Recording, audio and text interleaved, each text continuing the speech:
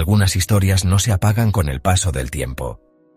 Vienen de un pasado lejano, pero laten con fuerza hoy. Son relatos de personas reales con dudas, miedos y una fe capaz de mover lo imposible. Cada historia bíblica es una ventana a otro tiempo y un reflejo del nuestro. Nos muestran errores que aún cometemos, decisiones que todavía transforman y verdades que siguen desafiando lo que creemos. En la brújula bíblica abrimos esas páginas antiguas para darles voz en el presente. Descubrimos el pulso humano detrás de cada profeta, rey o mujer valiente, y cómo sus pasos pueden guiar los nuestros. Quizá lo que escuches aquí confirme lo que siempre has creído. O tal vez despierte preguntas nuevas que te lleven a buscar más. Sea cual sea tu punto de partida, este viaje es para ti. Acompáñanos, suscríbete y activa la campanita para no perderte ninguna de nuestras historias, porque cada relato que contamos puede acercarte a la verdad o mostrarte un camino que no habías visto antes. Este es el lugar donde la fe y la historia se encuentran, donde el pasado ilumina el presente. Bienvenido, bienvenida a la brújula bíblica. El voto quebrantado. Sansón, Dalila y el eco de la redención. En los días en que la opresión filistea se cernía como una densa niebla sobre la tierra de Israel, el espíritu del pueblo languidecía bajo el yugo de sus adversarios. 40 largos años de servidumbre habían erosionado la esperanza, transformando el clamor de libertad en un murmullo de resignación. La fe, antaño vibrante, se encontraba desafiada por la constante humillación y la ausencia de un libertador visible. En medio de esta desolación, en la región de Zora, en la tribu de Dan, vivía un hombre llamado Manoa, cuya existencia, como la de muchos de sus compatriotas, estaba marcada por la esterilidad, pero no solo la de la tierra bajo el dominio extranjero, sino la personal, la de su propio hogar. Su esposa, cuyo nombre no se registra en las crónicas, compartía el dolor de su vientre estéril, una pena profunda que en aquella cultura era vista no solo como una aflicción física, sino como una sombra sobre la bendición divina. Ambos anhelaban un hijo, no solo por el linaje, sino quizá también como un pequeño faro de esperanza en la oscuridad que envolvía a su nación. Esta era la silenciosa espera de un milagro, la silenciosa oración por una intervención que rompiera el ciclo de desesperanza. Fue en este ambiente de anhelo y desesperanza donde lo inaudito irrumpió en la vida de la mujer de Manoa.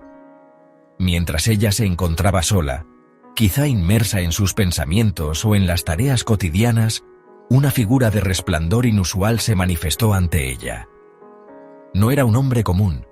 Su presencia irradiaba una autoridad y una paz que trascendían lo terrenal.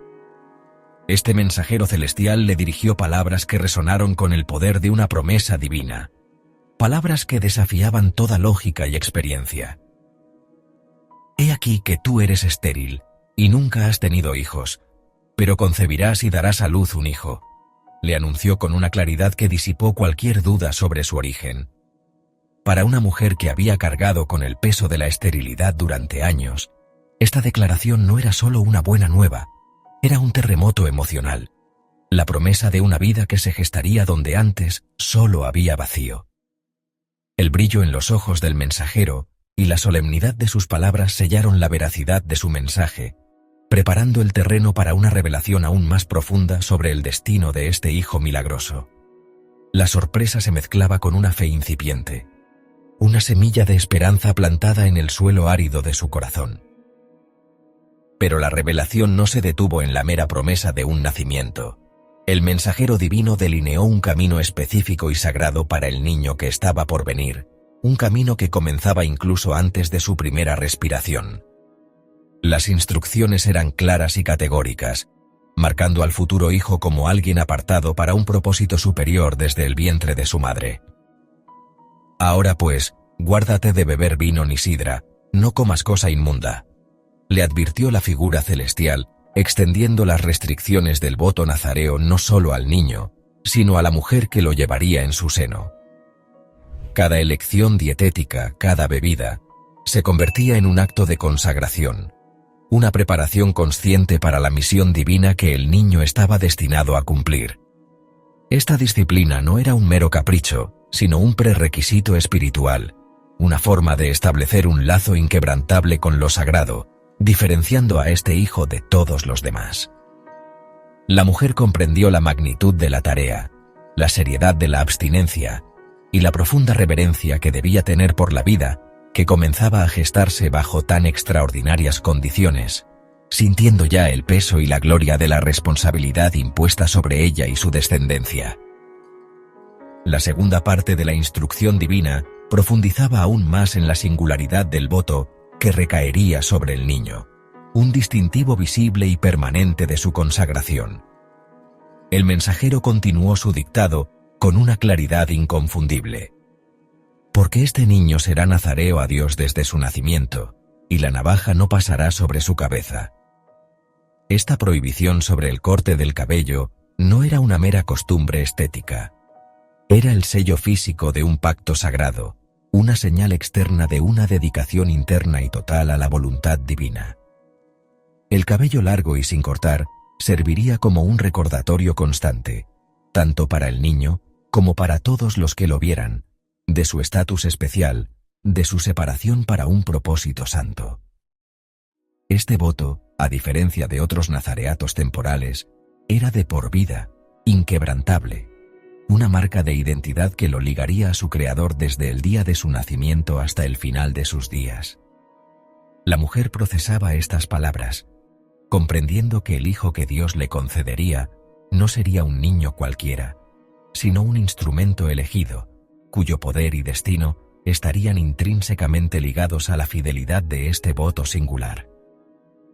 La culminación del mensaje celestial reveló el propósito trascendente detrás de tan extraordinario nacimiento y tan estricto voto. Y él comenzará a salvar a Israel de mano de los filisteos. Estas palabras no solo anunciaban un hijo, sino un liberador, un campeón ungido por lo alto para iniciar la redención de su pueblo. La promesa no era de una victoria inmediata y total, sino de un comienzo, una chispa de esperanza que encendería el fuego de la libertad en el corazón de una nación oprimida.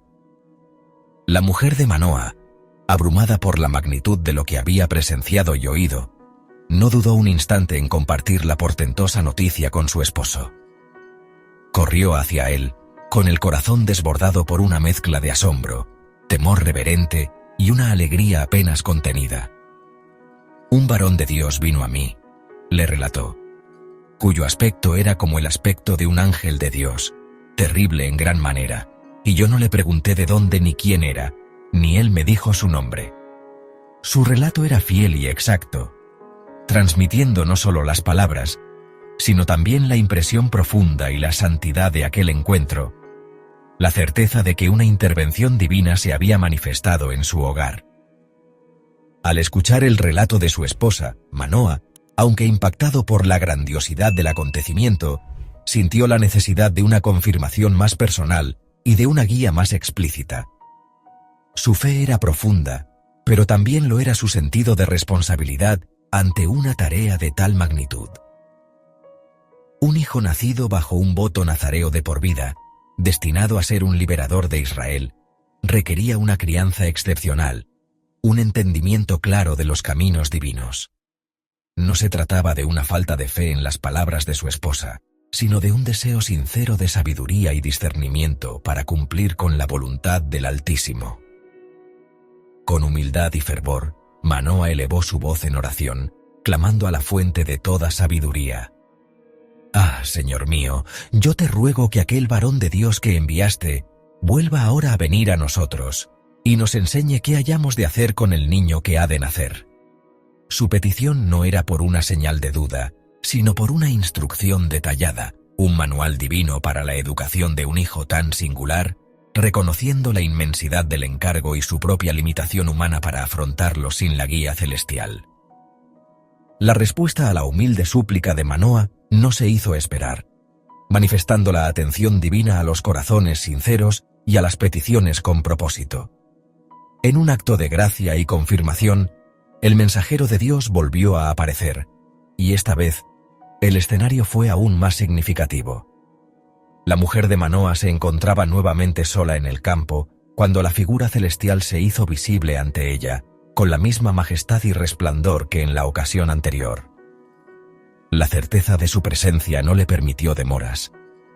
Consciente de la oración de su esposo y de la importancia de su presencia, ella corrió presurosa a buscar a Manoa, sin titubear. «Mira», le dijo con una emoción contenida pero evidente, «aquel varón que vino a mí la otra vez se me ha aparecido». Su urgencia y la convicción en su voz transmitieron la seriedad del momento, moviendo a Manoa a actuar con prontitud. El encuentro no sería solo para ella, sino una confirmación conjunta, un sello divino sobre la misión que ambos, como padres, estaban a punto de abrazar. Manoa, impulsado por la fe y la expectación, se levantó de inmediato y siguió a su esposa hasta el lugar donde el mensajero celestial aguardaba. Al llegar ante la imponente figura, Manoa se postró con reverencia y se dirigió a él con una pregunta cargada de esperanza y necesidad de claridad. ¿Eres tú aquel varón que habló a la mujer? La respuesta fue simple y directa. Yo soy, lo que disipó cualquier sombra de duda. Entonces Manoa, con el corazón abierto a la instrucción divina, inquirió sobre el modo de vida del niño y lo que debían hacer con él. El mensajero no añadió nuevas reglas, sino que reafirmó y detalló las ya dadas a la mujer. La mujer se guardará de todas las cosas que le dije. Todo lo que procede de la vid no comerá, ni beberá vino ni sidra, y no comerá cosa inmunda. Guardará todo lo que le mandé. La reiteración no era una repetición vacía, sino una enfatización de la seriedad y la inmutabilidad del voto nazareo, no solo para el hijo, sino también para la madre durante el periodo de gestación, asegurando la pureza y la consagración desde el origen mismo de la vida del futuro liberador. Deseoso de honrar al mensajero y de manifestar su gratitud, Manoa, sin comprender aún la verdadera identidad de su interlocutor, le ofreció hospitalidad y la posibilidad de preparar un cabrito para que comiera. Sin embargo, el varón de Dios declinó la invitación, indicando que, si se preparaba una ofrenda, ésta debía ser para el Altísimo. «Si quieres hacer holocausto, ofrécelo a Jehová», le instruyó, dirigiendo la adoración hacia el único digno de ella. Manoa, obediente, tomó el cabrito y una ofrenda de harina y los ofreció sobre una peña al Señor, y presenció entonces un prodigio que sellaría para siempre la naturaleza divina de su visitante. Mientras la llama del altar subía hacia el cielo, el mensajero de Dios ascendió en medio de aquella misma llama, desapareciendo de su vista. Este evento sobrenatural no dejó lugar a dudas. No era un hombre, ni siquiera un profeta, sino una manifestación directa de la presencia divina, un ser celestial enviado con un propósito específico y trascendente. La visión dejó a Manoa y a su esposa postrados en tierra, sobrecogidos por la magnitud de lo presenciado. La desaparición del mensajero en la llama del holocausto fue el momento de la epifanía, la revelación inconfundible de la identidad de quien les había hablado. Manoa y su esposa, postrados en tierra, ahora comprendían que habían estado en la presencia de un ángel de la deidad misma. Un temor reverente se apoderó de ellos, pues la antigua creencia sostenía que nadie podía ver el rostro de Dios y vivir. Manoa, con voz temblorosa, exclamó a su esposa: «Ciertamente moriremos, porque a Dios hemos visto». Sin embargo, la mujer, con una sabiduría y una fe notables, le respondió con una lógica apaciguadora: «Si Jehová nos quisiera matar, no hubiera tomado de nuestras manos el holocausto y la ofrenda, ni nos hubiera mostrado todas estas cosas, ni ahora nos hubiera anunciado esto». Sus palabras trajeron consuelo y una profunda comprensión de que el propósito de aquella visita no era la muerte, sino la vida y la entrega de una misión sagrada. Habían sido testigos de un milagro, portadores de una promesa, y la semilla de un liberador comenzaría su viaje bajo el más solemne de los votos, marcando el inicio de una historia que resonaría con el poder de una promesa divina y la fragilidad humana, un eco de redención a la espera de manifestarse en el tiempo señalado. Atraído por un designio que excedía la comprensión de sus padres, el joven Sansón fijó su mirada en Timnat, una ciudad filistea que se erguía en el horizonte. No era la costumbre de su pueblo buscar esposa entre las hijas de aquellos que los oprimían, y sus progenitores, imbuidos de la tradición y la ley, expresaron su desconcierto y su preocupación con palabras cargadas de sensatez. No hay mujer entre las hijas de tus hermanos o en todo nuestro pueblo, para que vayas a tomar mujer de los filisteos incircuncisos, inquirieron, intentando disuadirle de una elección que parecía desafiar todo lo establecido. Sin embargo, en el corazón de Sansón latía una fuerza incomprensible, un impulso que lo empujaba hacia ese camino, pues lo que a sus ojos parecía una simple atracción, era en realidad un eslabón en la compleja cadena de un propósito mayor, un plan divino que lentamente comenzaba a desplegarse, tejiendo destinos y preparando el terreno para la liberación de su pueblo de la mano de sus opresores, aunque por senderos inesperados y a menudo contradictorios. Su insistencia, tomádmela por mujer porque ella me agrada, selló la decisión, marcando el inicio de una serie de eventos trascendentales. Así, emprendieron el viaje hacia Timnat, un trayecto que a primera vista parecía una simple formalidad para concertar el matrimonio. Los padres de Sansón, aunque renuentes, acompañaban a su hijo, quizás con la esperanza de que el tiempo o la propia experiencia lo hicieran recapacitar. Caminaban por los viñedos que flanqueaban el camino, bajo el sol que bañaba las colinas de la región, ajenos al inminente encuentro que cambiaría el curso de la expedición y añadiría una capa más de misterio a la ya enigmática existencia de su hijo. La ruta, serpenteante y polvorienta, era un escenario habitual para los viajeros. Pero para Sansón, cada paso lo acercaba no solo a la mujer que había elegido, sino a una revelación de su propia naturaleza, a una manifestación de la potencia que residía latente en su interior, esperando el momento preciso para irrumpir.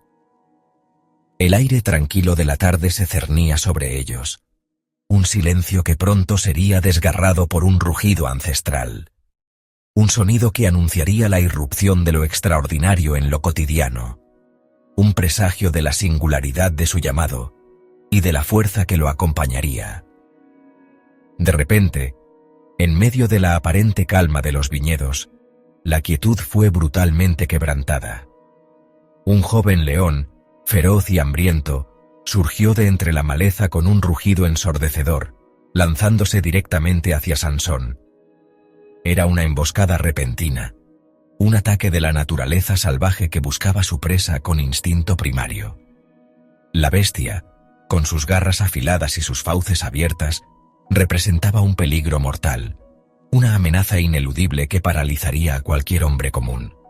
El instante fue de una tensión abrumadora. El tiempo pareció detenerse mientras la imponente figura del depredador se abalanzaba. Los padres de Sansón, probablemente algo rezagados o a una distancia prudencial, no presenciaron este momento crucial, una bendición o quizás una prueba de que ciertos destinos se forjan en la soledad del enfrentamiento. El encuentro no era un mero accidente. Era una confrontación predestinada, una prueba inicial de la excepcionalidad que habitaba en el joven, un preludio de las hazañas que definirían su controversial legado y su rol como libertador. En aquel instante crítico, una fuerza arrolladora, una potencia que trascendía lo humano, envolvió a Sansón. Sin armas, sin titubeos, y con una ferocidad que rivalizaba con la de la bestia, se enfrentó al león. Sus manos, desnudas y poderosas, agarraron al depredador con una determinación inquebrantable. La lucha fue breve pero intensa, un torbellino de fuerza y furia. Con una facilidad asombrosa, como quien desgarra un cabrito, Sansón destrozó al león, rompiendo su mandíbula y silenciando su rugido para siempre. La proeza fue ejecutada en total soledad. Ni sus padres ni ningún otro ser humano fueron testigos de este acto sobrenatural. El silencio que siguió al estruendo de la lucha fue tan profundo como el impacto del evento en el propio Sansón. Esta victoria, oculta y personal, no solo demostró la magnitud de su poder físico, sino que también estableció un patrón de acciones secretas y solitarias que marcarían gran parte de su vida, moldeando su carácter y su destino de una manera que solo él podía comprender, llevando consigo el peso de una fuerza que nadie más conocía. La magnitud de lo que había hecho, el león desgarrado y yaciendo inerte a sus pies, fue un secreto que Sansón guardó celosamente. No mencionó nada a sus padres, ni en aquel momento ni en los días subsiguientes, sobre el encuentro mortal. Este silencio no era solo una omisión, sino una decisión consciente de mantener oculta la manifestación de su poder extraordinario. Quizás intuía que revelar tal hazaña lo distinguiría aún más, lo separaría de la normalidad que, a pesar de su voto, a veces anhelaba. La carga de esta fuerza incomprensible, de este poder que brotaba de su interior en momentos de necesidad, era una experiencia íntima y solitaria. El contraste entre el joven que caminaba junto a sus padres y el guerrero que había vencido a un león con sus propias manos era abrumador, una dualidad que definía su existencia y que comenzaba a tejer la compleja trama de su vida. Este secreto inicial, esta reserva sobre sus verdaderas capacidades, sentaría un precedente para otras verdades ocultas que más tarde se convertirían en un punto de vulnerabilidad fatal, demostrando que la fortaleza física no siempre se traduce en una fortaleza de espíritu o en la capacidad de discernir el peligro en la intimidad. Transcurrió un tiempo, y Sansón se dirigió de nuevo a Timnat para formalizar la unión con la mujer filistea. En el camino, impulsado por una curiosidad o quizás por una necesidad de reafirmar su secreto, se desvió para ver el lugar donde había yacido el león. La escena que encontró era notable y en cierto modo poética. El cadáver de la bestia, ahora seco y descompuesto, se había convertido en un inesperado receptáculo de vida. En su interior, un enjambre de abejas había construido su panal, llenando la cavidad con miel dorada y fragante. Era una transformación asombrosa. De la muerte había surgido la vida del devorador, una fuente de sustento dulce y puro. Este descubrimiento, tan peculiar y solitario como el acto que lo precedió, añadió otro elemento singular a la vida de Sansón, una paradoja que más tarde se convertiría en el centro de su famoso enigma. La naturaleza, en su ciclo incesante, había tomado los restos de la ferocidad y los había convertido en una ofrenda de dulzura, un testimonio silencioso de cómo lo inesperado puede surgir de lo más sombrío, ofreciendo una dulzura efímera.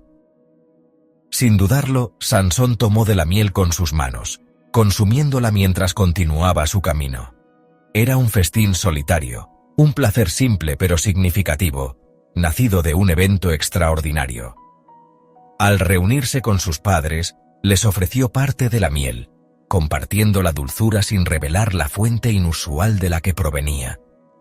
Mas no les dijo que la había tomado del cuerpo del león, una omisión que, aunque aparentemente inofensiva, subrayaba su tendencia a mantener ciertas verdades ocultas, incluso de aquellos más cercanos a él.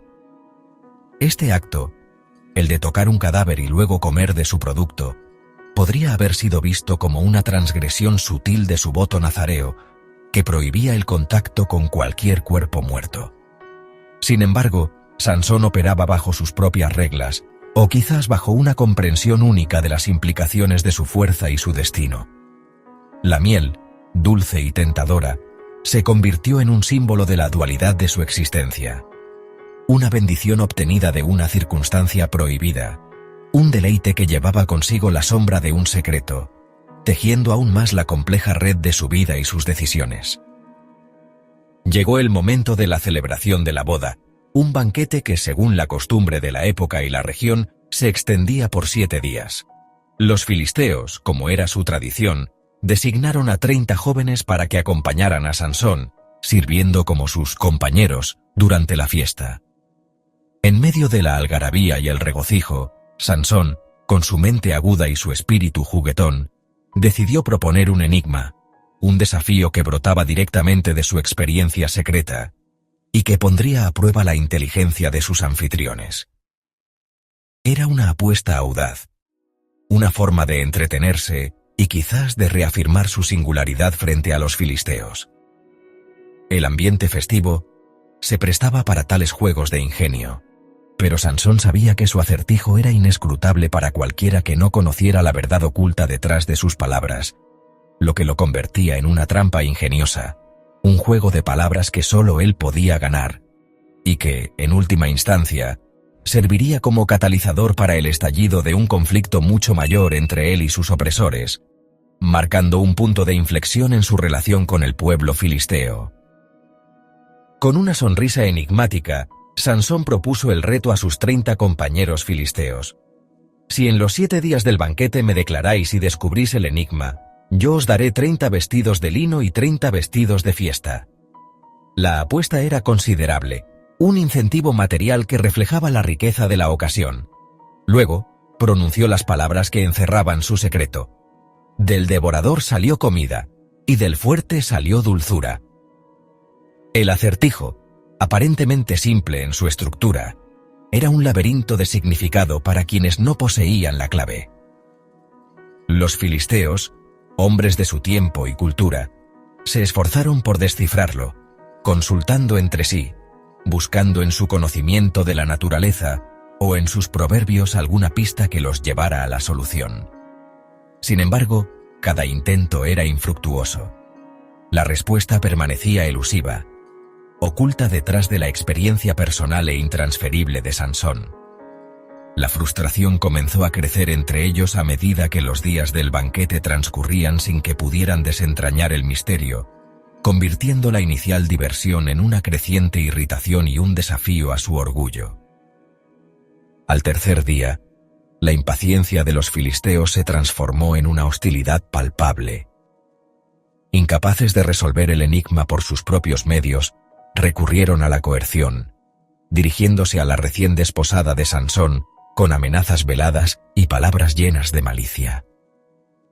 «Induce a tu marido a que nos declare este enigma, para que no te quememos a ti y a la casa de tu padre», le dijeron, ejerciendo una presión cruel y deshonesta. La joven, atrapada entre la lealtad a su nuevo esposo y el miedo por la vida de su familia, se vio envuelta en una situación desesperada. La dulzura del banquete nupcial se tornó amarga, y la alegría de la unión se vio empañada por la sombra de la violencia y la traición inminente. La mujer de Sansón, ahora un peón en este peligroso juego de ingenio y poder, se enfrentaría a la desgarradora tarea de extraer el secreto de su esposo, sin saber que al hacerlo, no solo condenaría el matrimonio, sino que también encendería la chispa de una serie de conflictos que escalarían en una confrontación mucho más amplia entre Sansón y el pueblo filisteo. Sansón, con su fuerza prodigiosa y su espíritu indomable, continuaba su errático camino a través de la tierra, un juez que operaba más como una fuerza de la naturaleza que como un líder convencional. Sus acciones, a menudo impulsivas y motivadas por la venganza personal, más que por una estrategia militar organizada, lo llevaban a confrontaciones directas con los filisteos, los opresores de su pueblo. En una de estas incursiones audaces, su destino lo condujo a Gaza, una de las principales ciudades de la Pentápolis filistea, un bastión de poder y un centro de idolatría. La ciudad, imponente y fortificada, representaba el corazón del dominio filisteo. Un lugar donde la presencia de un nazareo como Sansón no solo era una provocación, sino una amenaza directa a su autoridad.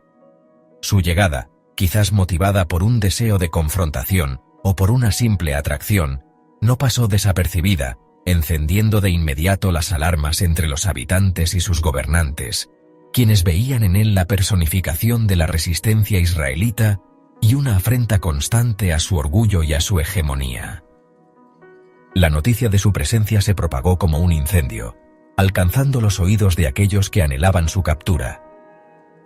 Los filisteos de Gaza, conscientes del daño que Sansón había infligido a sus cosechas, a sus hombres y a su honor en ocasiones anteriores, vieron una oportunidad de oro para poner fin a la amenaza. La ciudad, con sus muros robustos y sus puertas masivas, parecía el lugar perfecto para atrapar a su elusivo enemigo. Se movilizaron con sigilo y determinación, sus corazones llenos de una mezcla de temor y sed de venganza. Sabían que, si lograban inmovilizarlo, no solo eliminarían a un adversario formidable, sino que también enviarían un mensaje claro a los israelitas sobre la futilidad de la resistencia. La estrategia era sencilla, pero según ellos infalible.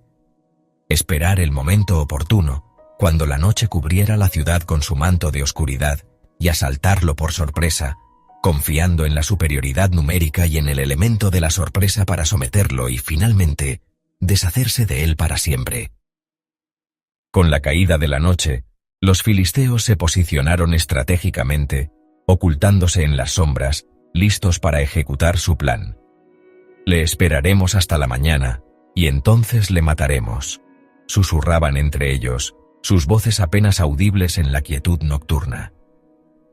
La entrada de la ciudad, con sus pesadas puertas de madera y sus barrotes de hierro, se convirtió en el punto focal de su vigilancia, el embudo inevitable por donde Sansón tendría que pasar si intentaba escapar. Cada guardia, cada soldado, sentía la tensión en el aire, la expectativa de la confrontación inminente. La oscuridad era su aliada, la paciencia su arma, y el silencio de la noche, su cómplice.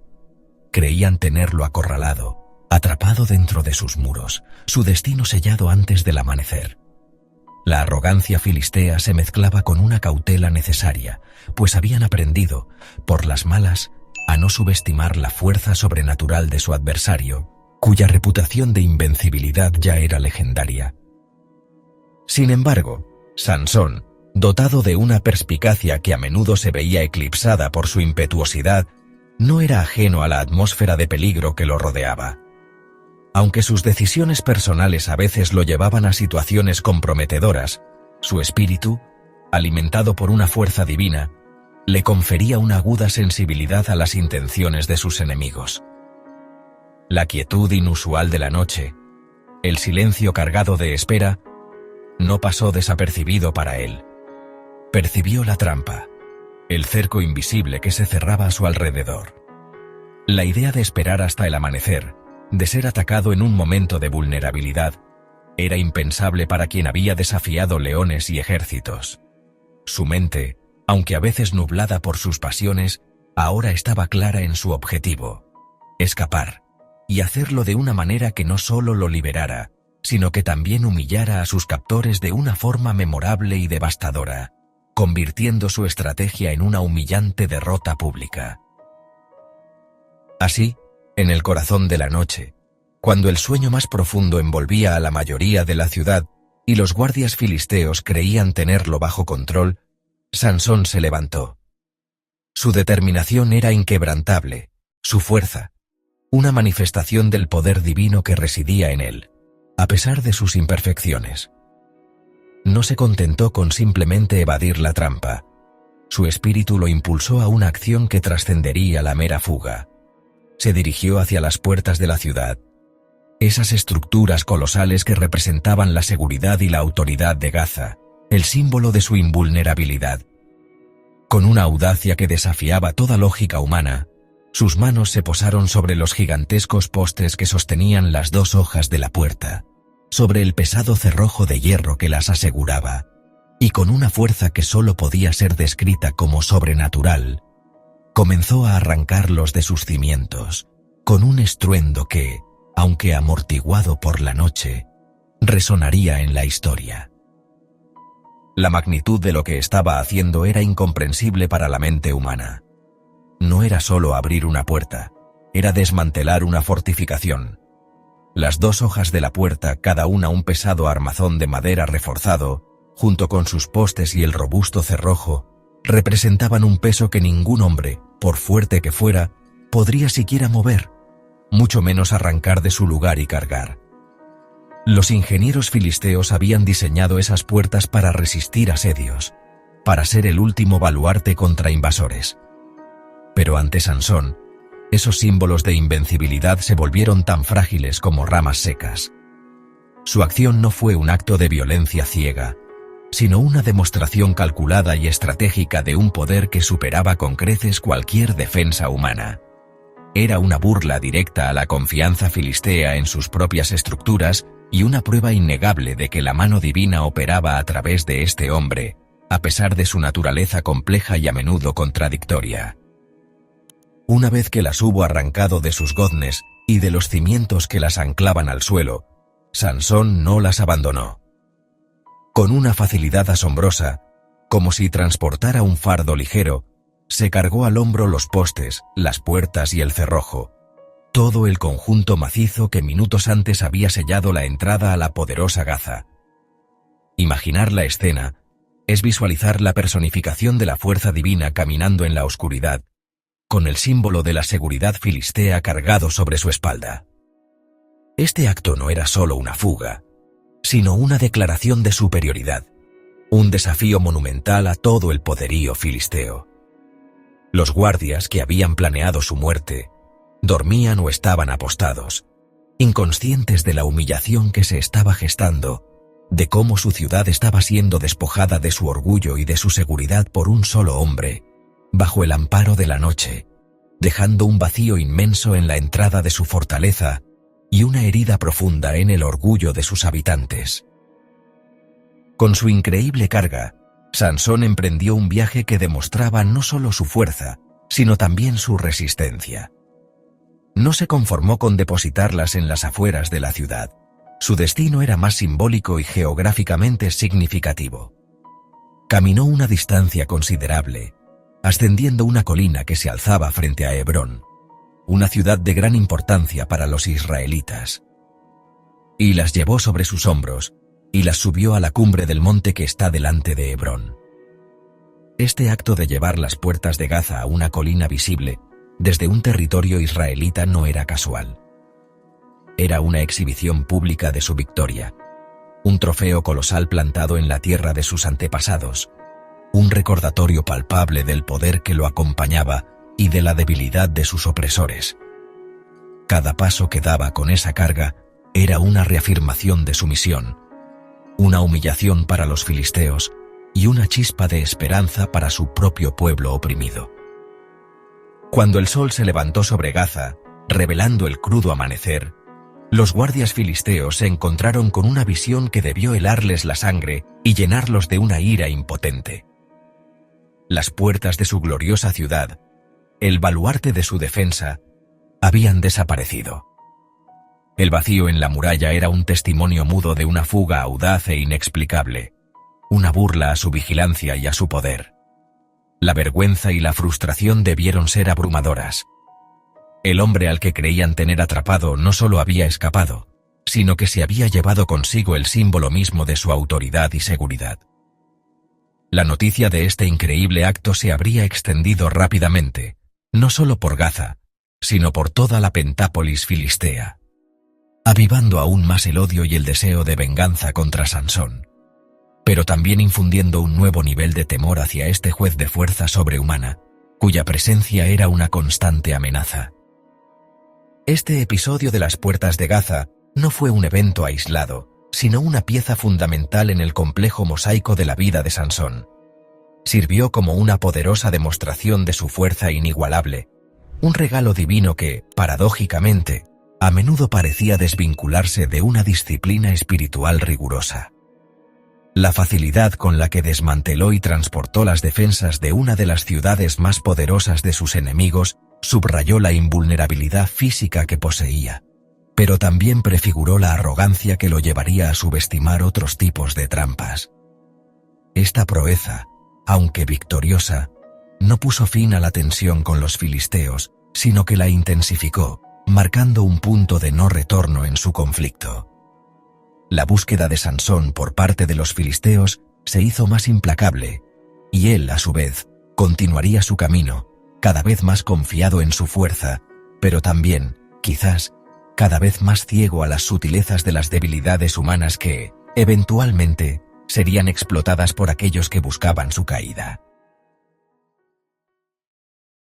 El valle de Sorek, un nombre que resonaba con la dulzura de la vid, se extendía serpenteante entre las colinas de Judá y la llanura filistea, un lugar de una belleza engañosa donde la fertilidad de la tierra contrastaba con la turbulencia de los corazones humanos. Sus fértiles viñedos y sus arroyos susurrantes ofrecían un oasis de aparente paz, un refugio para el cansado, pero también un escenario perfecto para los designios ocultos.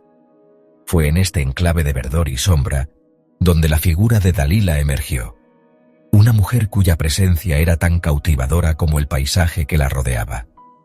Su mirada, una mezcla de inocencia y astucia, prometía un consuelo y una pasión que pocos hombres podían resistir, y su reputación, tejida con hilos de encanto y misterio, ya había llegado a oídos de aquellos que buscaban explotar su innegable poder de seducción. En Sorek, el aire mismo parecía vibrar con una expectativa latente, un presagio de los eventos trascendentales que pronto se desarrollarían, tejiendo el destino de un hombre extraordinario con los hilos de una mujer enigmática. Fue precisamente a este valle, atraído por las corrientes invisibles del destino y las pasiones humanas, donde el formidable juez de Israel encontró su camino. Después de años de batallas audaces, de hazañas que desafiaban la lógica y la fuerza de cualquier mortal, Sansón, el hombre cuya vida había sido consagrada desde el vientre materno con un voto inquebrantable, se vio inmerso en la atmósfera embriagadora de Sorek. Su llegada no fue la de un guerrero en campaña, sino la de un hombre buscando quizás un respiro, una conexión que trascendiera la soledad de su singular poder. La fama de sus proezas, desde el desgarre de un león con sus manos desnudas hasta el arrancar de las puertas de Gaza, le precedía.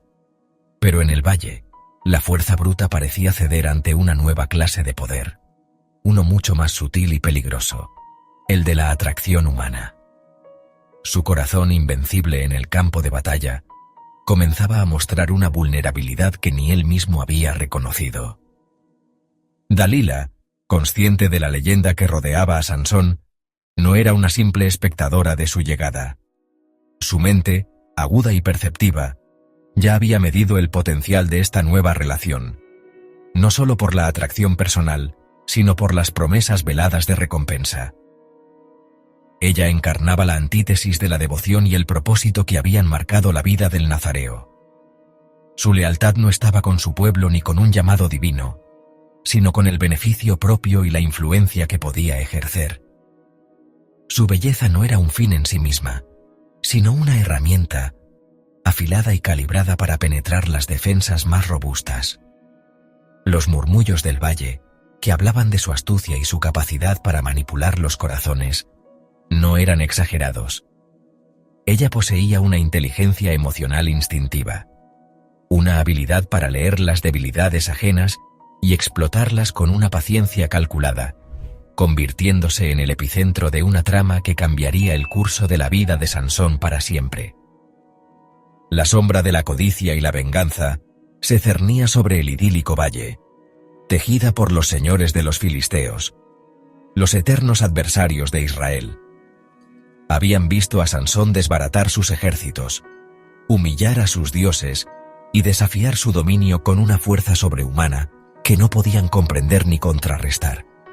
Desesperados por encontrar una debilidad en su invencible enemigo, sus ojos se posaron en Dalila, reconociendo en ella el instrumento perfecto para sus viles propósitos.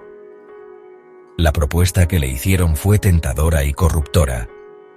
Cada uno de nosotros te dará 1100 siclos de plata, una fortuna incalculable, una recompensa que eclipsaría cualquier otro incentivo. No buscaban simplemente su derrota, sino la revelación del secreto de su poder, la fuente de su formidable fuerza, para poder neutralizarlo de una vez por todas. Este pacto sombrío transformó a Dalila de una mujer atractiva a una agente de la perdición, con una misión clara y un precio muy alto. Con la promesa de riquezas en sus oídos y la visión de una vida de opulencia ante sus ojos, Dalila aceptó el encargo de los príncipes filisteos. No hubo vacilación aparente en su decisión, ninguna señal de conflicto moral que pudiera frenar su ambición.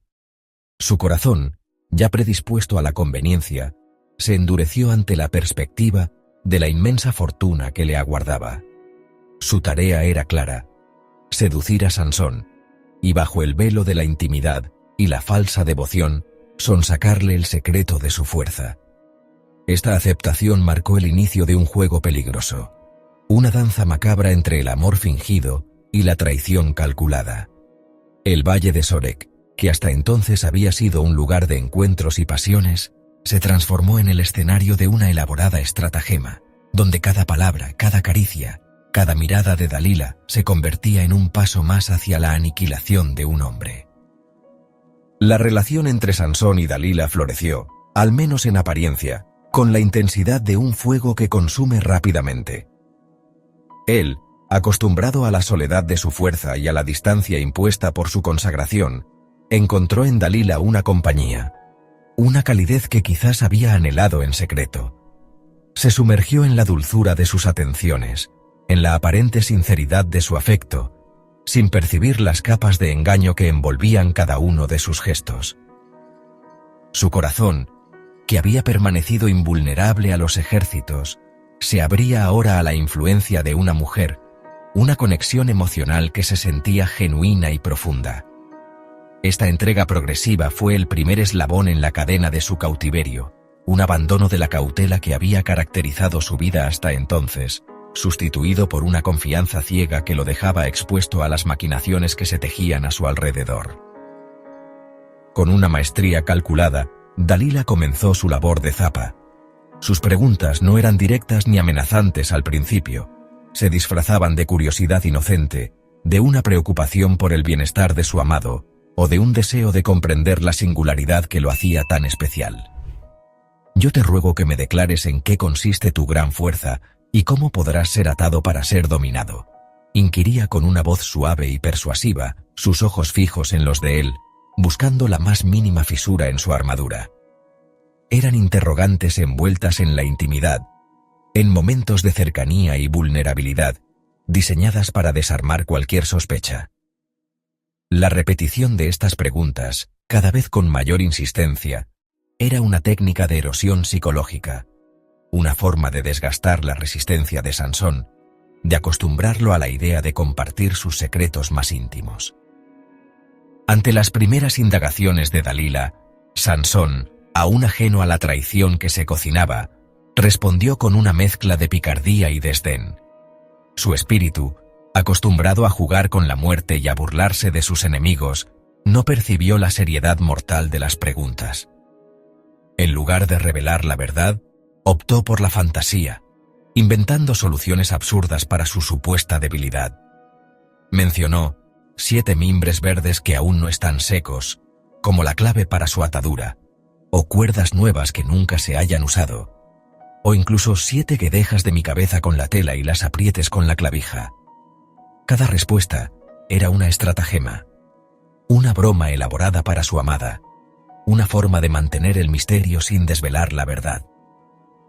Estas respuestas, a pesar de su naturaleza engañosa, revelaban una despreocupación alarmante, una sobreconfianza en su propia invulnerabilidad y en la lealtad de la mujer que lo interrogaba, sin sospechar que cada uno de sus juegos sería tomado al pie de la letra. Sin embargo, la insistencia de Dalila no disminuía. Cada vez que Sansón la engañaba y ella descubría la futilidad de sus soluciones, su frustración se transformaba en una presión emocional aún mayor. «¿Cómo dices? Yo te amo cuando tu corazón no está conmigo. Ya me has engañado 3 veces y no me has descubierto aún en qué consiste tu gran fuerza», le reprochaba con lágrimas en los ojos o con una voz llena de desilusión. Esta táctica de culpabilidad y manipulación emocional era extremadamente efectiva. Ella apelaba directamente a su afecto, a la sinceridad de sus sentimientos, minando su resolución y sembrando la semilla de la duda sobre su propia lealtad. La repetición incesante de estas quejas, día tras día, noche tras noche, se convirtió en un tormento para Sansón, una tortura psicológica que erosionaba su ánimo y lo empujaba hacia el límite de su resistencia, donde el cansancio de su alma comenzaba a superar la fortaleza de su cuerpo. La atmósfera en el valle de Sorek se volvía cada vez más densa con la tensión no dicha. Sansón, el héroe invencible, se encontraba atrapado en una red invisible de afecto y manipulación. La dulzura de Dalila se había transformado en un yugo, sus caricias en cadenas, sus palabras en espinas que punzaban su espíritu. El juego de las adivinanzas se había vuelto peligroso, y la línea entre el coqueteo y la traición se difuminaba con cada amanecer. Su mente, acostumbrada a la claridad del combate, se hallaba ahora en un laberinto emocional, incapaz de discernir el peligro inminente. El valle, que antes prometía deleite, ahora resonaba con el eco de una amenaza silenciosa, un presagio de la caída que se acercaba inexorablemente, mientras el nazareo, cegado por una pasión mal encauzada, se deslizaba aún más profundo en la sombra seductora que Dalila había tejido. La atmósfera en el valle de Sorek, que antes había sido un remanso de aparente calma, comenzó a teñirse de una sombra más densa y ominosa. Los príncipes filisteos, consumidos por la frustración de no poder doblegar a aquel hombre de fuerza sobrenatural, orquestaron un plan insidioso. Se acercaron a Dalila, la mujer en cuyo lecho el poderoso juez había encontrado un efímero consuelo, con una oferta que resonó con la codicia en su corazón. Prometieron a cada uno de ellos una suma de plata considerable si ella lograba desentrañar el secreto de su poder inquebrantable, la fuente de su formidable fortaleza. Esta propuesta no era solo una transacción monetaria. Era una invitación a la traición, un pacto con la oscuridad que buscaba explotar la vulnerabilidad de un gigante. La mirada de Dalila, quizás antes cautivada por la presencia imponente de su amante, ahora se fijaba en el brillo metálico de la recompensa, y en ese destello, la lealtad comenzó a erosionarse, abriendo la puerta a una estrategia de engaño calculada y persistente. Una danza macabra que prometía despojar al león de su rugido. Con la promesa de la riqueza y el reconocimiento de los líderes filisteos resonando en sus oídos, Dalila se acercó a su amante con una nueva determinación. Su voz, que antes susurraba dulzuras, ahora portaba un matiz de insistencia, velada bajo el manto de la curiosidad y el afecto fingido. «Yo te ruego que me declares en qué consiste tu gran fuerza, y cómo podrás ser atado para ser dominado», inquirió con una astucia que ocultaba su verdadera intención. No era un juego de amantes, sino un sondeo calculado. Una primera perforación en la armadura de su confianza. Ella buscaba la grieta, el punto de quiebre, el conocimiento que la elevaría a los ojos de sus conspiradores. La pregunta, aparentemente inocente, era en realidad un lazo cuidadosamente tejido, el primer eslabón en una cadena que, de no ser reconocida, pronto lo aprisionaría en la oscuridad de su propio descuido. El hombre, confiado en su invencibilidad y quizás deleitándose en el juego de la seducción, respondió con una mezcla de picardía y arrogancia, tejiendo una primera mentira que buscaba desviar la atención de su verdadero voto. «Si me ataren con 7 mimbres verdes que aún no estén enjutos, entonces me debilitaré y seré como cualquiera de los otros hombres», declaró con una ligereza que subestimaba la astucia de su interlocutora.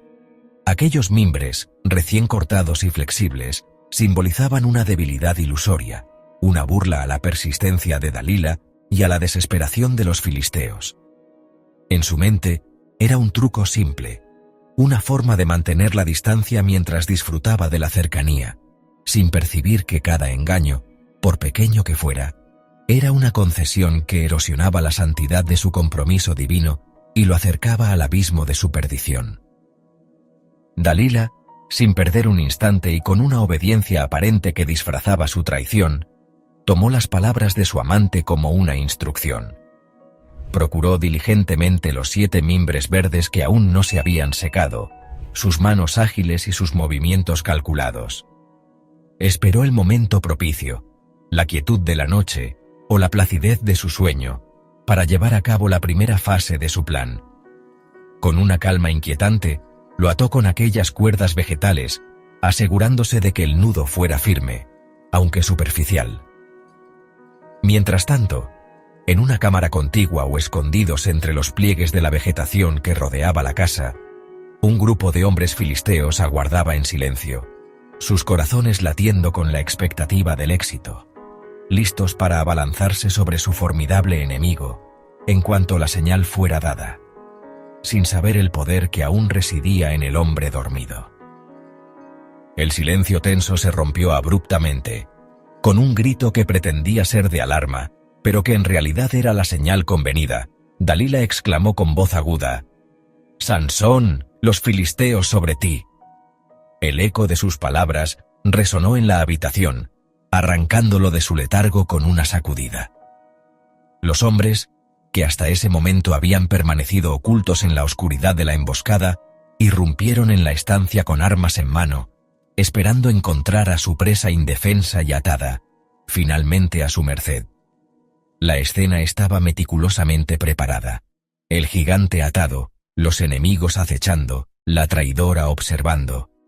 Era un momento de verdad, una confrontación entre la astucia humana y el poder divino, una prueba de la promesa que pendía sobre la vida de aquel hombre, cuya fuerza aún no había sido quebrantada por la mano del hombre, ni por los lazos de la mentira. Con la adrenalina de la sorpresa y la amenaza inminente, el hombre se despertó con un sobresalto. Al sentir las ataduras en sus brazos, su reacción fue instintiva y poderosa. Con un movimiento brusco, un simple esfuerzo de su voluntad y de la fuerza que habitaba en él, las 7 cuerdas verdes se rompieron sin ofrecer resistencia, como se rompe una cuerda de estopa cuando toca el fuego. El estallido de los mimbres fue el sonido de la frustración para los filisteos, quienes vieron cómo su plan inicial se desvanecía en el aire, sus esperanzas de victoria reducidas a astillas vegetales.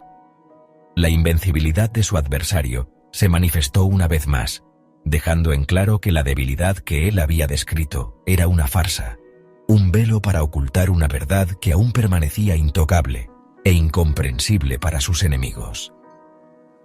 La expresión de Dalila, al presenciar la facilidad con la que sus ataduras fueron deshechas, pasó de la falsa alarma a una indignación fingida. Se volvió hacia él con una acusación teñida de reproche, buscando manipular sus emociones y erosionar su resistencia.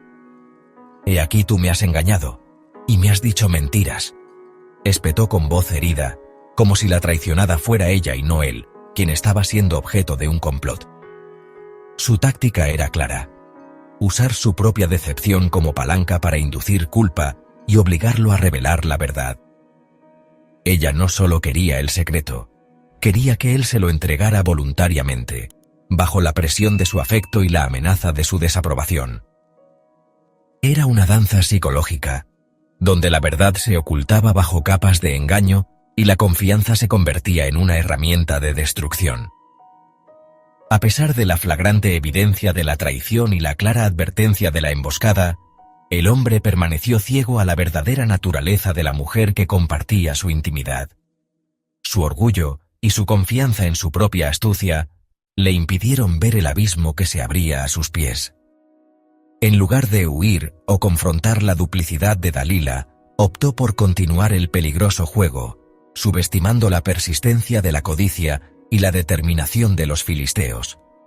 Su corazón, embriagado por la pasión y la falsa seguridad, se negaba a reconocer el veneno que se infiltraba lentamente en su vida, debilitando no solo su discernimiento espiritual, sino también la conexión con el poder divino que lo sostenía. Era un hombre con una fuerza descomunal, pero con una vulnerabilidad creciente en el alma, una grieta que Dalila estaba decidida a explotar. La tenacidad de Dalila era implacable, impulsada por la promesa de la recompensa y la presión de los príncipes filisteos. No se dio por vencida después de la primera mentira y el fracaso de los mimbres.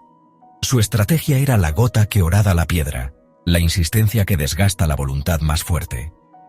Su mente, ahora completamente dedicada a la misión de descubrir el secreto, comenzó a idear nuevas preguntas, nuevas aproximaciones, cada una diseñada para penetrar más profundamente en la confianza de su amante. Ella entendía que la verdad no se obtendría con una sola acometida, sino con un asedio constante, una serie de pruebas que, con cada repetición, lo llevarían más cerca de la revelación que sus enemigos tanto anhelaban. La sombra de la traición se alargaba, envolviendo cada vez más la vida del hombre fuerte. Así, el primer lazo de la mentira se había roto, pero no el vínculo de la engañosa relación. Dalila, lejos de desistir, había aprendido una valiosa lección. La fuerza de su amante no residía en ataduras tan mundanas. Su persistencia se intensificó, y con ella, la presión sobre el hombre. Cada conversación, cada caricia, cada mirada se convirtió en un instrumento de su propósito oculto. El ambiente en el valle de Sorek, aunque aparentemente tranquilo después del fallido intento, vibraba con una tensión latente, una promesa de futuros engaños más elaborados y más insidiosos. El hombre, ajeno a la profundidad de la conspiración que lo rodeaba, continuaba en su ceguera, sin percibir que el verdadero peligro no era la fuerza de sus enemigos, sino la debilidad de su propio corazón y la erosión de su compromiso con el voto sagrado.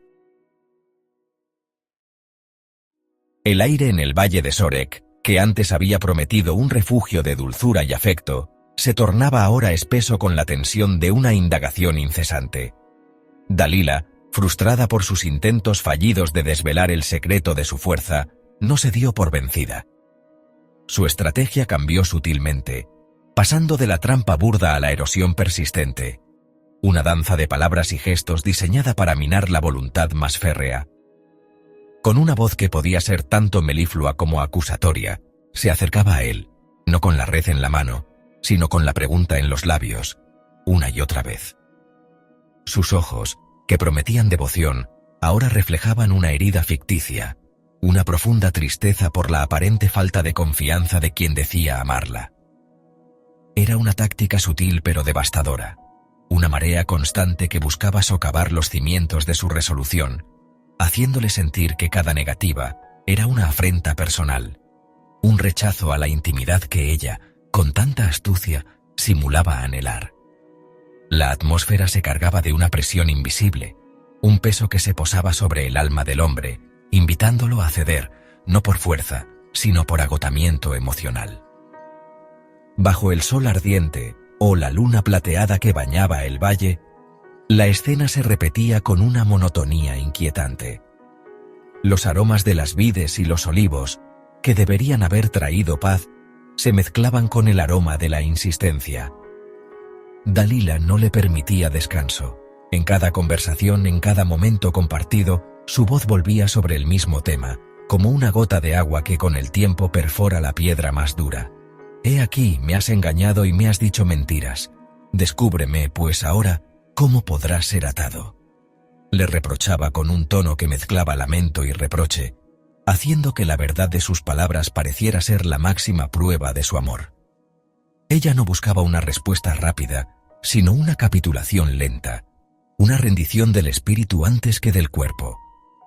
La vida cotidiana se convirtió en un interrogatorio velado, donde cada caricia, cada mirada, cada momento de aparente afecto, llevaba implícita la demanda de su secreto, transformando la intimidad en un campo de batalla psicológico, donde la resistencia de un hombre fuerte comenzaba a tambalearse bajo el peso de una batalla silenciosa. En el interior del hombre, una lucha silenciosa y brutal se libraba. Él era consciente del peligro que representaba Dalila, de la traición que se escondía tras sus encantos y sus preguntas. Su mente, habituada a la astucia y a la fuerza física, se encontraba ahora en un terreno desconocido, donde las armas no eran espadas ni puños, sino palabras y emociones. La persistencia de ella era un veneno lento, una niebla que empañaba su juicio. Había enfrentado leones, ejércitos y puertas de ciudades, pero nunca un asedio tan íntimo y personal, uno que atacaba directamente el corazón de su juramento, la esencia de su ser. El deseo de complacerla, de acallar sus lamentos, de encontrar un momento de verdadera paz en su compañía, comenzaba a erosionar su determinación. Se debatía entre la lealtad a su voto sagrado y el anhelo humano de afecto y aceptación. Una dicotomía que Dalila explotaba con maestría, haciendo que cada día que pasaba su alma se sintiera más desgastada y vulnerable. Las palabras de Dalila eran una red tejida con hilos de reproche y supuesta vulnerabilidad. «Hasta ahora te has burlado de mí, y me has dicho mentiras», gemía ella, sus ojos fijos en los de él, buscando una fisura en su armadura. No eran preguntas directas sobre su fuerza, sino lamentos sobre su falta de confianza, su negativa a compartir el verdadero él con ella. Cada vez que él inventaba una nueva farsa para proteger su secreto, ella lo usaba en su contra, no como una prueba de su duplicidad, sino como una evidencia de su desamor. «Si no me dices dónde reside tu gran fuerza, ¿cómo podré saber que me amas?», susurraba con una habilidad pasmosa para invertir la carga de la culpa. Esta táctica, repetida día tras día, noche tras noche, transformaba la retención de su secreto en un acto de crueldad, una barrera insalvable para la intimidad que ella afirmaba desear. La presión no era un ataque frontal, sino una infiltración gradual que buscaba desmantelar su resistencia desde dentro, volviendo sus propias elecciones en su contra. La erosión del alma no era una metáfora vacía en el valle de Sorek. Era una realidad palpable que se manifestaba en el cansancio de su mirada, en la lentitud de sus respuestas, en la creciente dificultad para mantener la fachada de indiferencia. La mente del hombre, acostumbrada a la acción y a la resolución rápida, se encontraba ahora empantanada en un conflicto emocional sin fin. La constancia de Dalila era una tortura sutil, que no dejaba marcas físicas, pero dejaba cicatrices profundas en su espíritu. La fe en su propio juicio, la certeza de su propósito, comenzaban a desdibujarse bajo el bombardeo incesante de preguntas y reproches. Se sentía atrapado, no por cuerdas, sino por una red invisible de afecto manipulado y falsas promesas de comprensión. Su fuerza física permanecía intacta, un don divino que lo hacía invencible ante sus enemigos, pero su fortaleza interior, su voluntad de hierro, se estaba desmoronando lentamente, como una colina que cede ante las lluvias persistentes, preparándose para el derrumbe inevitable.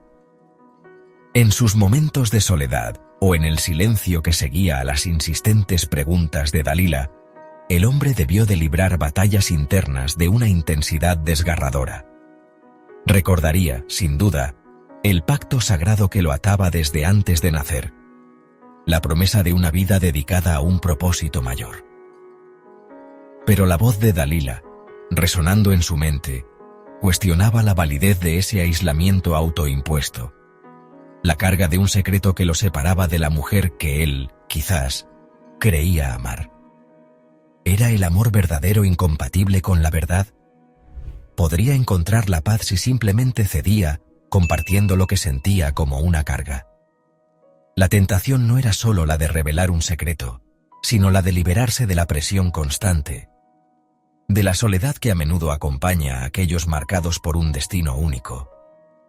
Su resistencia no era solo una cuestión de lealtad, sino también de una profunda fatiga, un anhelo de que el asedio terminara, sin importar el costo, un deseo humano y falible que Dalila explotaba con una astucia diabólica para acercarse a su objetivo. Mientras tanto, los señores de los filisteos no permanecían inactivos. La recompensa prometida a Dalila por la traición de su amante era una poderosa motivación, y su impaciencia crecía con cada intento fallido. La presión externa que ella sentía se traducía en una urgencia renovada en su trato con el hombre. Sus súplicas se volvían más apremiantes, sus reproches más agudos, su fingida desesperación más convincente. Para ella, el fracaso no era una opción, y la posibilidad de perder la fortuna prometida la impulsaba a intensificar su asedio emocional. Cada mañana, Renovaba su ataque, cada noche. Sus palabras se convertían en el último pensamiento antes de dormir, y el primero al despertar.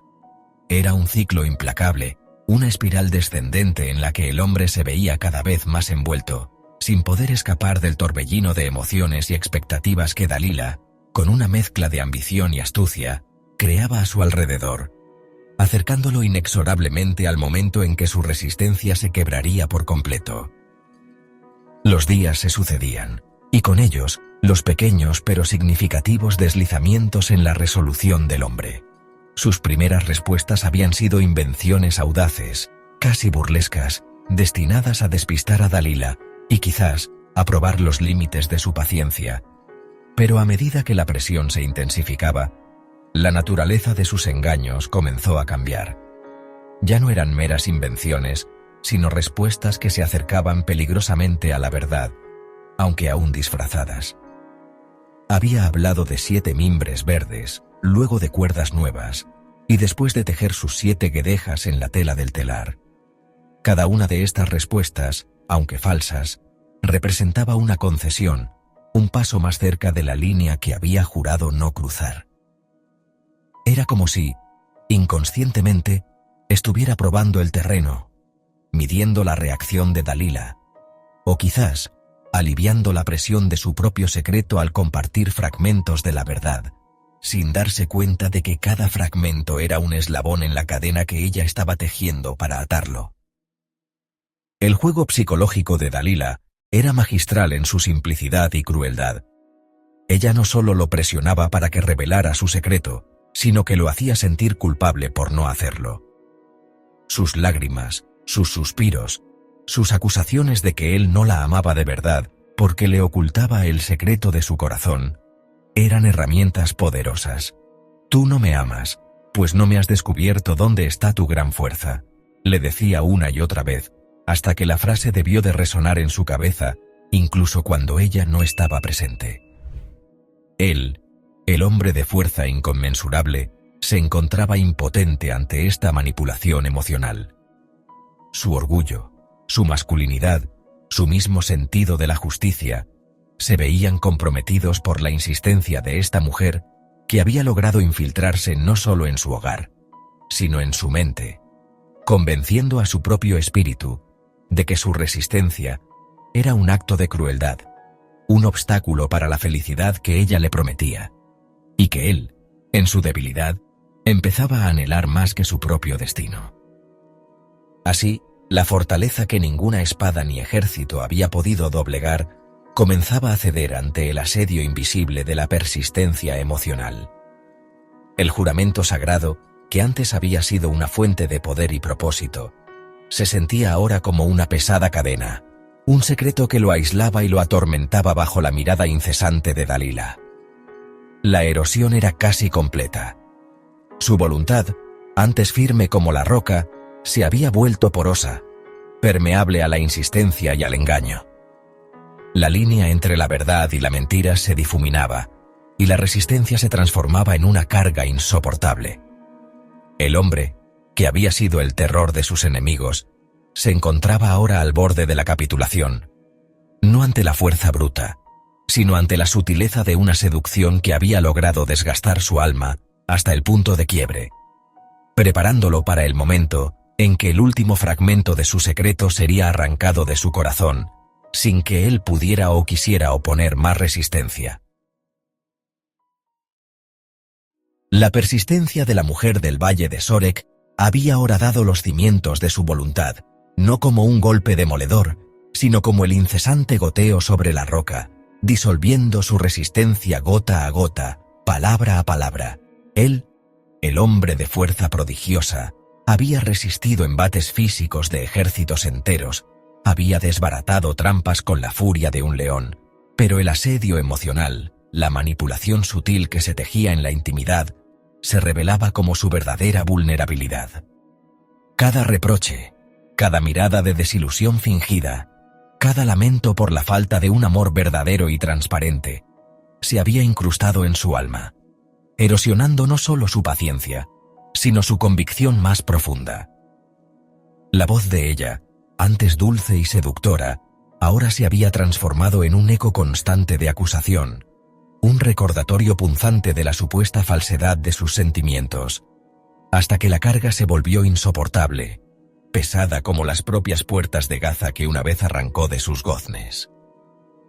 El peso de esa insistencia, la carga de una relación que se había envenenado con la desconfianza y la demanda, finalmente lo doblegó.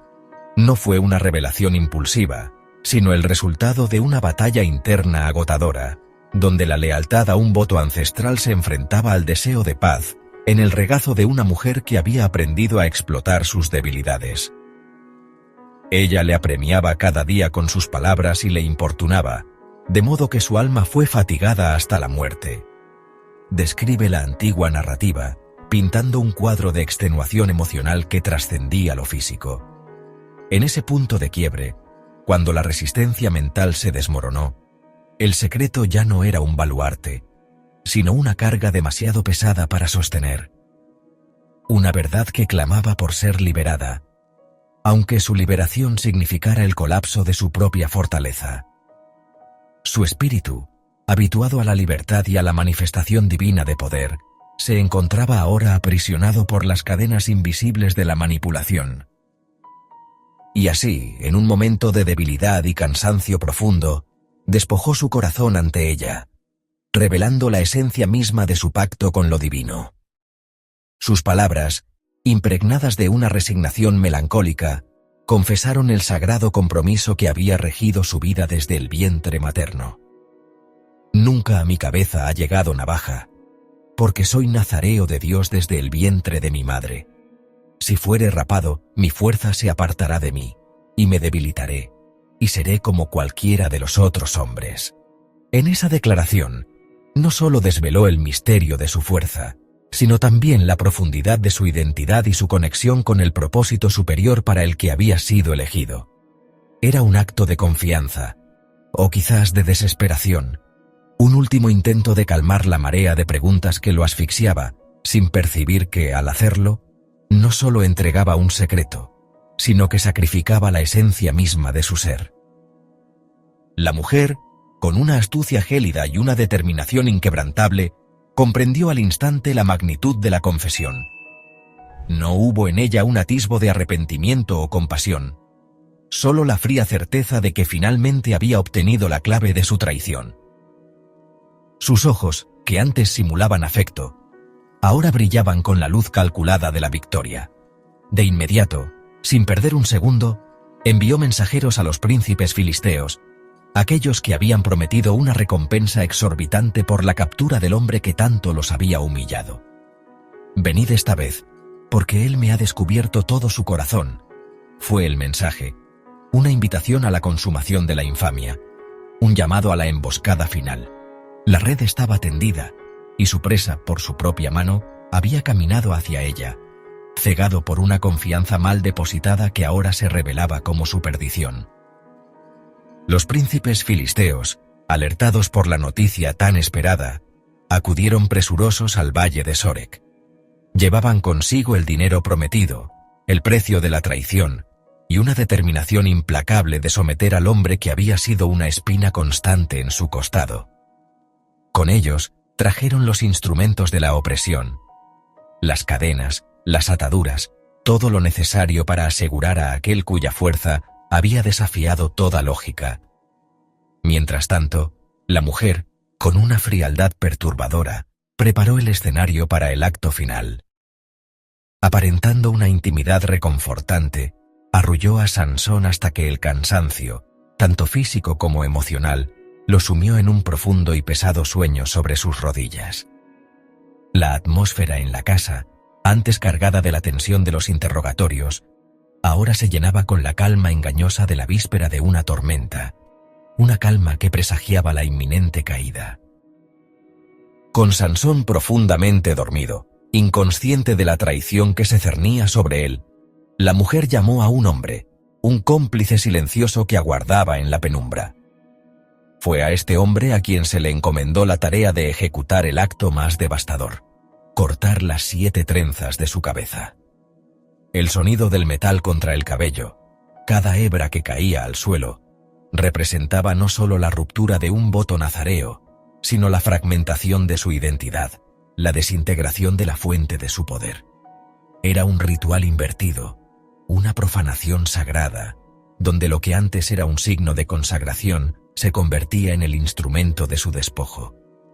Cada corte era un paso más hacia la vulnerabilidad, un desprendimiento de la protección divina que lo había acompañado desde su nacimiento, dejando al descubierto no solo su cuero cabelludo, sino la desnudez de su espíritu ante sus enemigos. Al ser cortadas sus trenzas, la fuerza sobrenatural que había caracterizado a Sansón durante toda su vida se disipó. Se escurrió de él como el agua entre los dedos. La presencia del espíritu, que lo había revestido de poder para hazañas imposibles, se retiró, dejando un vacío donde antes residía una energía indomable. La narrativa, con una sutileza escalofriante, simplemente afirma: y su fuerza se apartó de él. No hubo un estruendo, ni un destello visible, solo la ausencia, el silencio que precede a la caída. El hombre que había desgarrado leones, derribado 1000 filisteos con una quijada de asno y arrancado puertas de ciudades fortificadas, ahora yacía en un sueño vulnerable, su cuerpo todavía imponente, pero su espíritu despojado, desprovisto de la chispa divina que lo hacía extraordinario, transformado en un hombre común, sin saberlo. La mujer, satisfecha de que el acto irreversible se había consumado, y con la evidencia de las trenzas cortadas como prueba de su éxito, despertó a Sansón con un grito que resonó en la casa: «Sansón, los filisteos sobre ti». Con la voz llena de una falsa urgencia, buscaba provocar una reacción instintiva, la misma que en ocasiones anteriores había desbaratado sus trampas. Él, aún aturdido por el sueño y la reciente entrega de su secreto, se despertó con una sensación de molestia, pensando que, como antes, se libraría de la situación y volvería a manifestar su poder. Y despertó Sansón de su sueño, y dijo: «Yo saldré como las otras veces y me libraré», reflejando una confianza arraigada en experiencias pasadas, una certeza ciega en una fortaleza que ya no le pertenecía, una convicción que pronto se vería brutalmente desmentida por la cruda realidad. Sin embargo, esta vez fue diferente. Al intentar manifestar su fuerza, no encontró la respuesta habitual. Sus músculos, antes receptivos a la voluntad divina que los animaba, ahora se sentían pesados y comunes. El poder no acudía a su llamado. El espíritu se había retirado, dejando un eco vacío donde antes había una presencia vibrante. Mas él no sabía que Jehová ya se había apartado de él. Esta frase encapsula la tragedia de su caída, la ignorancia de su propia desnudez espiritual, la ceguera ante la consecuencia de su desobediencia y su negligencia del voto sagrado. En ese instante de confusión y creciente terror, los filisteos, que habían estado al acecho, irrumpieron en la habitación. Ya no había necesidad de trampas sutiles o engaños elaborados. El gigante había sido reducido a la estatura de un hombre ordinario, y sus captores lo sabían. Lo apresaron sin dificultad. Sus manos, antes capaces de romper cuerdas como hilos, ahora estaban desprovistas de su poder. Le ataron con cadenas, una humillación simbólica para aquel que había sido el terror de sus enemigos. Y como el acto final de su derrota y el inicio de su tormento, le sacaron los ojos. Aquellos ojos que habían visto la belleza del valle de Sorek, que habían contemplado la fuerza de un león y la astucia de sus adversarios, ahora fueron cegados, sumiéndolo en una oscuridad perpetua. Este castigo no solo lo privaba de la vista, sino que lo marcaba como un prisionero indefenso, un trofeo vivo de la victoria filistea. Su vida, antes una epopeya de poder y libertad, se transformaba en un cautiverio de dolor y servidumbre. Obligado a moler en la cárcel, su destino ahora en manos de aquellos a quienes una vez despreció, un sombrío presagio del largo y arduo camino hacia una posible redención, cuyo eco apenas comenzaba a resonar en el desierto de su nueva realidad. Con la luz de sus ojos arrancada, el gigante de antaño, aquel que una vez había sembrado terror en los corazones filisteos con solo su presencia, se encontró en un abismo de tinieblas. Las cadenas de bronce, frías y pesadas, no solo ataban sus manos y pies, sino que simbolizaban el peso de su propia desobediencia y la traición que lo había llevado a ese oscuro destino. La burla de sus captores resonaba en las celdas húmedas y estrechas, un coro constante que recordaba su caída.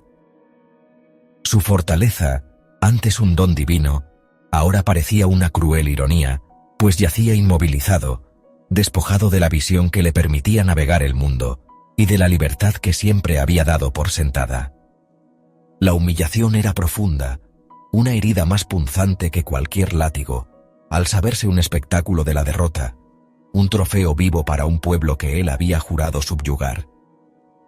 Su nueva realidad se definía por el monótono girar de la rueda del molino, una labor reservada para esclavos y bestias de carga. Día tras día, en la penumbra de una prisión filistea, sus músculos, antes utilizados para proezas de fuerza sobrenatural, ahora estaban condenados a la tediosa y repetitiva tarea de moler grano.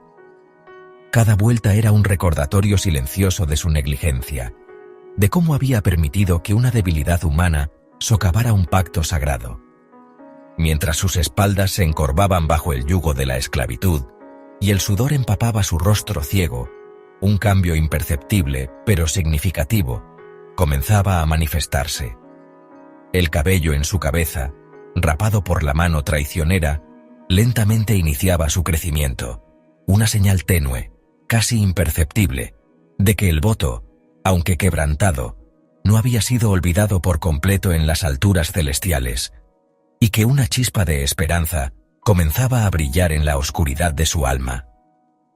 La noticia de la captura del poderoso juez de Israel se extendió como un reguero de pólvora por todas las ciudades de Filistea, llenando de júbilo los corazones de sus enemigos. Los príncipes filisteos, exultantes por haber finalmente subyugado a su temible adversario, se reunieron para celebrar lo que consideraban una victoria definitiva. Atribuyeron su triunfo no a su propia astucia o fuerza, sino a la intervención de su deidad principal, Dagón, el dios pez. Decidieron organizar una gran fiesta y un sacrificio público en su honor, una opulenta manifestación de gratitud y poder. El plan era exhibir a su prisionero, al otrora invencible, como la prueba irrefutable de la supremacía de su Dios sobre el Dios de Israel, en un acto de humillación suprema que sellaría la dominación filistea. El día de la gran festividad llegó, y el majestuoso templo de Dagón en Gaza se convirtió en el epicentro de un frenesí de celebración. Miles de filisteos, hombres y mujeres, se congregaron en su interior y sobre el techo, que era un lugar común para observar eventos públicos, para ser testigos del magno espectáculo. La atmósfera era eléctrica, cargada de algarabía, risas y cánticos en honor a su Dios. El incienso se elevaba en espirales hacia el cielo, mezclándose con el aroma de los sacrificios y el vino. Era un día de regocijo desenfrenado, donde cada ciudadano filisteo sentía el peso de la victoria sobre el pueblo que los había oprimido por tanto tiempo. La multitud, ebria de triunfo y fervor religioso, esperaba ansiosamente el momento culminante, la aparición de su más grande trofeo. Entonces, entre los gritos de la multitud y las burlas estridentes, fue conducido al centro del templo. Guiado por un muchacho, su figura imponente, aunque ahora ciega y encadenada, aún conservaba vestigios de su antigua gloria, pero la visión de su estado actual generaba una oleada de desprecio y regocijo entre los filisteos. Los cánticos de alabanza a Dagón se intensificaron, y las risas resonaron con una crueldad palpable mientras lo hacían objeto de sus mofas y escarnio.